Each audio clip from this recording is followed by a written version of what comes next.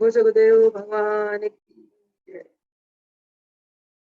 योग योगेश्वर महापुर रामलाल जी, योग मातंड मुल्केश्वर भगवान, हम सभी के प्राणाधार सतसुरदेव जल भगवान जी के श्री श्री चरण कमलों में हम सभी बच्चों का साष्टांग दंडवत प्रणाम स्वीकार हो।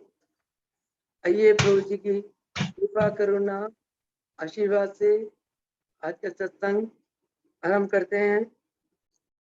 आज के सत्संग में महाराज जी ने ये फरमाया, योग ही परम औषधि। औषधि हम किसको कहते हैं? जिससे हमारी बीमारियां ठीक हो जाती है। ये तो संसारिक औषधि है। योग एक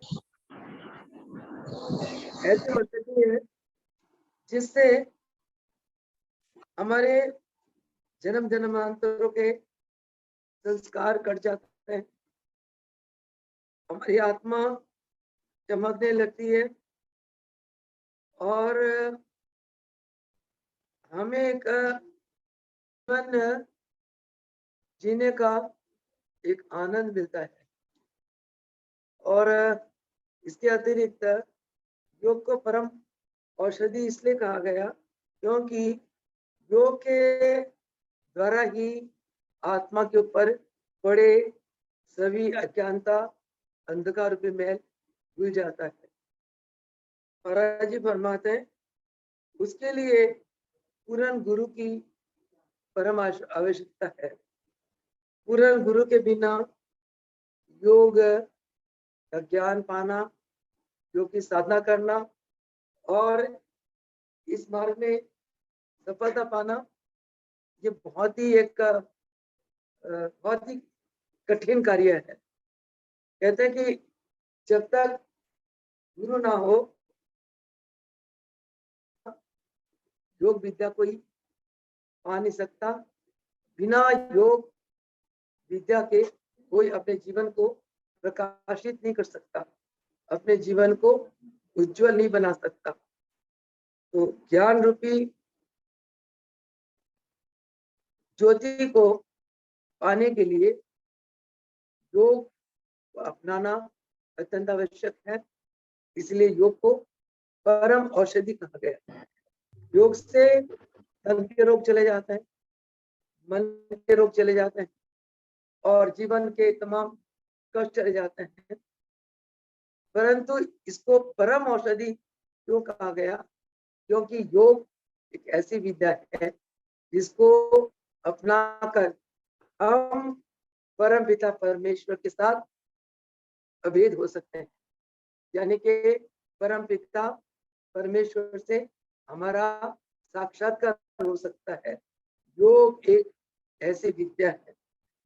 महाराज जी फरमाते हैं, जैसो चंदा उगवे सूरज चढ़े हजार, जैसो चंदा उगवे सूरज चढ़े हजार, एते चानन होंदिया दूरबीन घोर अंधकार। कहते चाहे कितने 100 चंदा उग जाए, हजारों सूरज उग जाए और चारों तरफ प्रकाश ही प्रकाश हो, परंतु गुरु के बिना ये जीवन घोर अंधकार में है। गुरु के बिना ये आत्मा के ऊपर चमक नहीं आ सकती, क्योंकि आत्मा के ऊपर पड़े हुए बल विक्षेप अज्ञानता का आवरण केवल और केवल गुरु ही हटाते हैं।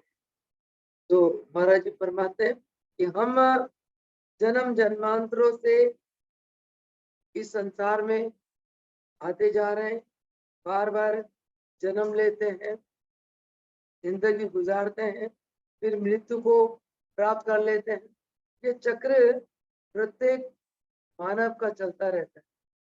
बार बार मानव माता के गर्भ में आता है और घर में आकर अगर उसने पुण्य कर्म नहीं अर्जित करे, गुरु के शरण में आकर योग को नहीं अपनाया, तो उसके द्वारा अशुभ कर्म हो जाते हैं और अशुभ कर्मों के कारण वैजी बार बार जन्म लेता है, बढ़ता है, यानी कि 84 के चक्कर में पड़ा रहता है। 84 लाख योनि उसे भुगतना पड़ता है। इसलिए महाराज जी फरमाते हैं कि आओ वीरो, आप अभी भी समझ जाओ, यानी कि योग विद्या को अपनाओ, क्योंकि जब मौत आती है तब एक सेकंड भी वो रुकती नहीं है। तब अंत घड़ी में इंसान सोचता है, अरे मौत अगर थोड़ी देर रुक जाए तो मैं कुछ अच्छे कर्म कर लूं, शुभ कर्म कर लूं, ताकि मेरा अगला परलोक सुधर जाए। परंतु कहते मौत जब आती है वो तो आती ही है, उस समय वह कोई उसे रोक नहीं सकता। इसलिए महाराज जी हमेशा प्रवचन में फरमाते थे कि जिंदगी में दो बातें याद रखो, ईश्वर और मौत। हर पल ये सोचो कि पता नहीं मौत कब आए, मौत के आने के बाद तो हम ईश्वर का नाम ले नहीं सकते, क्यों ना जीते जी अपने श्वास प्रश्वास में भगवान के नाम का सिमरन करे। भाई फरमाते कि गया वक्त फिर हाथ आता नहीं, सदा ऐशो दौरा दिखाता नहीं। जो समय चला गया वो मुड़ के नहीं आता, यानी कि ये समय हमारा बड़ा अनमोल है, विश्वासों का खजाना अनमोल है। महाराज जी फरमाते कि बिना भगवान के नाम के जो भी हम श्वास लेते हैं वो श्वास अभी व्यर्थ होते हैं। श्वासों का कीमत तभी है जब हम श्वासों के साथ नाम रूपी धन को कमाते हैं। तो इसलिए महाराज जी फरमाते हैं, हम माता के गर्भ में होते हैं, कितना कष्ट पाते हैं, मल मूत्र की थैली में हमारी आत्मा बसी रहती है, तो वहां आकर हम भगवान से प्रार्थना करते हैं, हे प्रभु इस मल मूत्र की थैली से मुझे बाहर निकालो, मैं बाहर आके आपका भजन करूंगा। परंतु हम भजन नहीं करते, चकाचौंध दुनिया में बच जाते, तेरी मेरी में बच जाते हैं, और बाहर आकर हम देखते हैं कि कितनी हम परेशान होते हैं।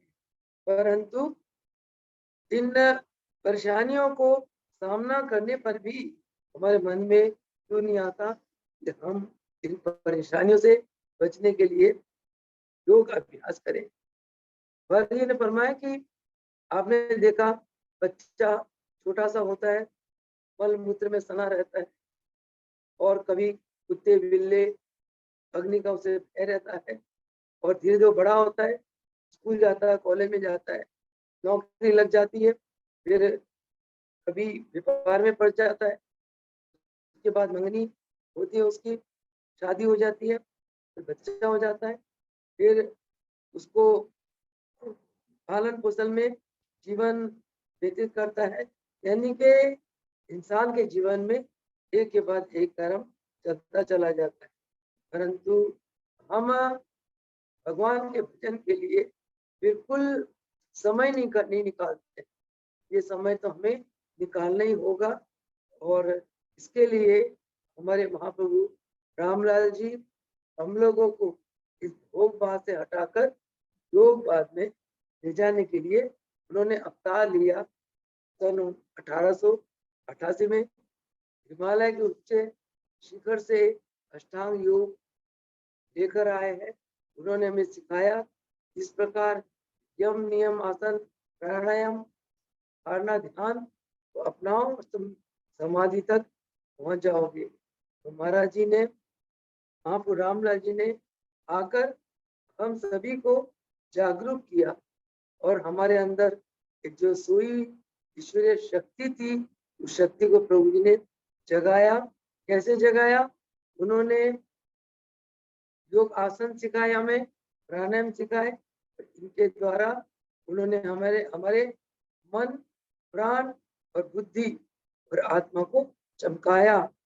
मन को शुद्ध किया, प्राणों को शुद्ध किया, बुद्धि स्वच्छ की और आत्मा को चमकाया।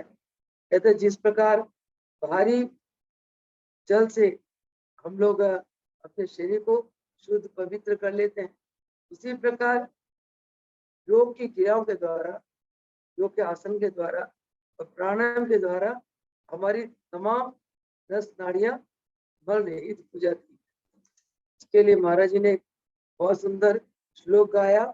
कपाल शोधिनी जैव दिव्य दृष्टि प्रदायिनी, कपाल शोधिनी जैव दिव्य दृष्टि प्रदायिनी, जत्रुध्वज जात रोगोर्धम नीति राशु नियमति च। इसका मतलब क्या है कि हमारे मस्तक के ऊपर की जितनी नाड़ियां हैं, उन नाड़ियों को शुद्ध करना अत्यंत आवश्यक है। ये नाड़ियां तभी शुद्ध होगी जब हम सूत्र नेति को करेंगे। सूत्र नेति से हमारी दिमाग की बलगमी नाड़ियां साफ हो जाती हैं। नाड़ियों के शुद्ध होने से, उन नाड़ियों में से मल के निकल जाने पर हमारा मस्तिष्क शुद्ध होता है। मस्तिष्क के शुद्ध होने पर हमारे विचार शुद्ध होते हैं। उसके बाद जब हम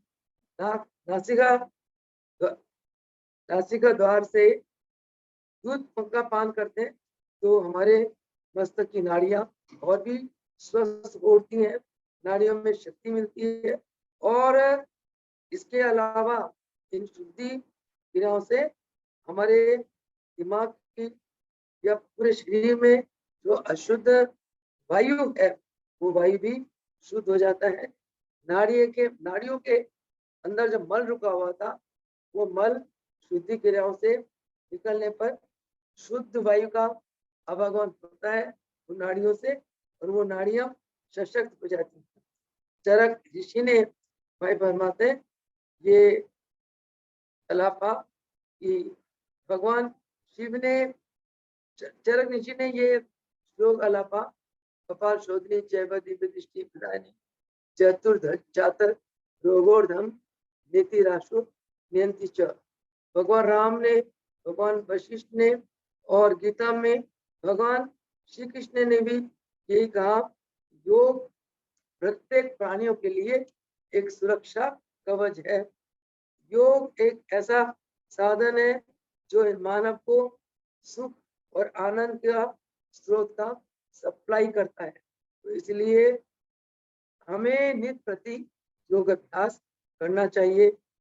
योग से मानव पवित्र हो जाता है, योग से मानव निर्भय हो जाता है और योग से मानव बंधन मुक्त हो जाता है। योग के द्वारा जन्म जन्मांतरों से आत्मा में जो मल विक्षेप का पर्दा पड़ा होता है वो हटता चला जाता है। तो कहते हैं कि महाराज जी इसलिए कहते हैं कि जैसे सुनारा सोने को थाली में डालकर बार बार शुद्ध करता है, एक बार, दो बार, तीन बार, चार बार अग्नि में डालता है तो सोने में चमक आती जाती है, इसका खोट चला जाता है। इसी प्रकार अगर हम बारंबार अभ्यास करेंगे तो हमारे आत्मा के ऊपर पड़े हुए मल विक्षेप आवरण का पर्दा समाप्त हो जाता है और हमारी आत्मा चमक उठती है। तो इसी के ऊपर महाराज जी ने एक दोहा फरमाया, क्या करत करत अभ्यास से जड़मत होत सुजान, रसरी आवत जावत से सील पर पड़त निशान। बार बार अभ्यास करोगे तो आपकी जो बुद्धि है वो तीक्ष्ण हो जाएगी, बुद्धि सूक्ष्म हो जाएगी। जैसे रस्सी के बार बार आने जाने पर शील पत्थर जिसको पर आसानी से निशान नहीं डाल सकते, रस्सी का तो मतलब ही नहीं है, परंतु उस पत्थर के ऊपर अगर हम बार बार रस्सी घिसाएंगे उस पत्थर में भी निशान पड़ने लगती है। कहने का मतलब जब हम बार बार सत्संग सुनेंगे, बार बार प्रभु जी के वचनों को दोहराएंगे, मनन करेंगे और उनसे प्रेरणा लेकर हम बार बार अभ्यास करेंगे तो एक दिन हमारी आत्मा भी चमक उठेगी।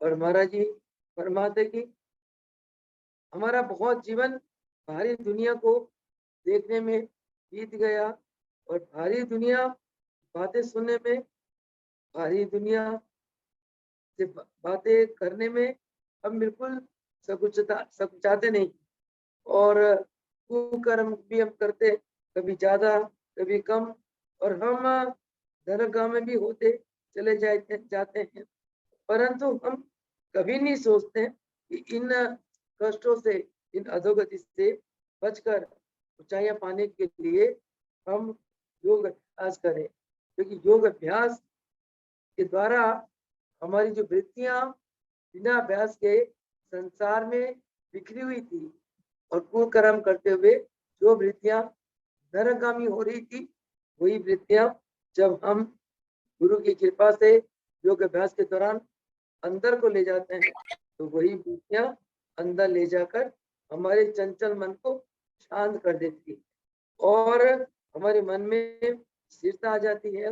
और वो जब वृत्तियां अंदर ले जाते हैं और मन को हम प्राणों में लय कर देते हैं तो मन और प्राण के मिलन से हमारी आत्मा में चमक आती है, एक अद्भुत शक्ति मिलती है हमें, हमारा मन स्थिर हो जाता है, शांत हो जाता है। कहते हैं कि वैसे तो मन की लहरें हम गिन नहीं सकते, जैसे समुद्र की लहरें नहीं गिन सकते, उसी प्रकार मन की लहरें भी नहीं गिन सकते, परंतु इस मन को हम प्राणायाम के द्वारा संयमित कर सकते। जहाँ मन को संयमित कर लिया और उस मन को प्राण में जोड़ दिया तो मन के साथ साथ प्राण भी संयमित हो जाते हैं। जिस मानव का मन संयमित है, प्राण संयमित है, वही महान योगी के रूप में संसार में प्रतिष्ठित होता है। तो इसलिए सारे प्रवचनों का एक ही सार है कि महाराज जी फरमाते हैं सबसे पहले शरीर की नस नाड़ियों को शुद्ध करो। योग अभ्यास बहुत जरूरी है, योग अभ्यास के बिना हम 84 के चक्कर से मुक्त नहीं हो सकते, परंतु उसके लिए नाड़ियों को शुद्ध करना अति आवश्यक है और नाड़ियों की शुद्धि होती है योग क्रियाओं से और आसनों के अभ्यास से। इसलिए हमें नित्य प्रति योग की उच्च अवस्था को प्राप्त करने के लिए आसन और शुद्धि क्रिया करनी चाहिए। इससे अतिरिक्त मन के विकारों को होने के लिए, मन को प्रबल बनाने के लिए, मन को संयमित बनाने के लिए प्राणायाम सर्वोत्तम साधन है और प्राणायाम के द्वारा हम इस चंचल वृत्तियों को काबू कर सकते हैं। जिसने मन को जीत लिया उसने संसार को जीत लिया। कहते हैं मन के हारे हारे है, मन के जीते जीत है। इसलिए जिसने मन को जीत लिया उसे संसार को जीत लिया। कि मन ही बंधन का कारण है, मन ही मोक्ष का कारण है, मन ही जन्म का कारण है, मन ही मृत्यु का कारण है। हमारी मन की इच्छाएं जो चलती रहती है अंदर से, यानी कि अंदर की आसक्ति, यही जन्म और मरण का कारण है। अगर हम इसी मन को संयमित कर लेते हैं, काबू कर लेते हैं, मन को प्राणों में लय कर देते हैं तो मन की समस्त इच्छा समाप्त हो जाती है और हम जन्म मृत्यु के चक्कर से अपने आप को बचाने में समर्थ हो जाते हैं। इन्हीं शब्दों के साथ आज का सत्संग समाप्त करते हैं। प्रभु जी की कृपा करुणा आशीर्वाद हम पर बनी रहे।